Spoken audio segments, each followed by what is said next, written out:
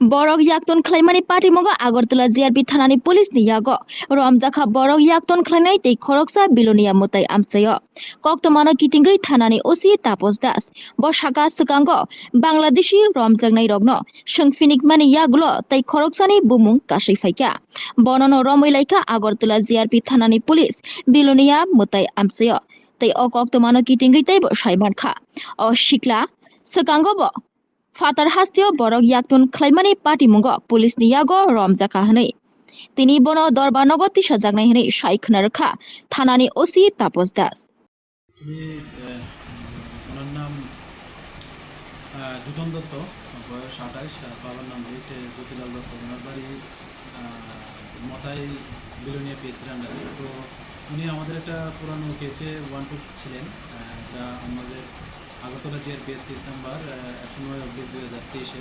তো ওই কেসটাতে ৪ জন বাংলাদেশি ওমেন, তারা বাংলাদেশ ক্রস করে আমাদের ইন্ডিয়াতে এসেছিল এবং আমাদের রেল স্টেশনে ধরা পড়েছিল। তো ওদের সূত্রপাত ধরেই মানে ডিউরিং ইনভেস্টিগেশন এটা এসেছে যে মানে উনি তাদেরকে ভারতে আনতে এবং অবৈধভাবে আনতে সহায়তা করেছেন। তো এই সুবাদে আজকে আমরা তাদের মতাই বাজারে আমরা অভিযান চালাই এবং কারণ আমাদের কাছে একটা আছে ভোররাতে একটা খবর আসে যে উনি বাজারে আছেন মতাই বাজারে। সে মোতাবেক খবর পাওয়া মাত্রই আমরা যাই এবং বিলোনিয়া থানাকে ইনফর্ম করি। তো আমরা গিয়ে ওনাকে পাই এবং ওনাকে ওই কেসে গ্রেপ্তার করা হয়। আজকে বিভিন্ন আদালতে ওনাকে পাঠানো হয়েছে। ধারাটা কি রয়েছে?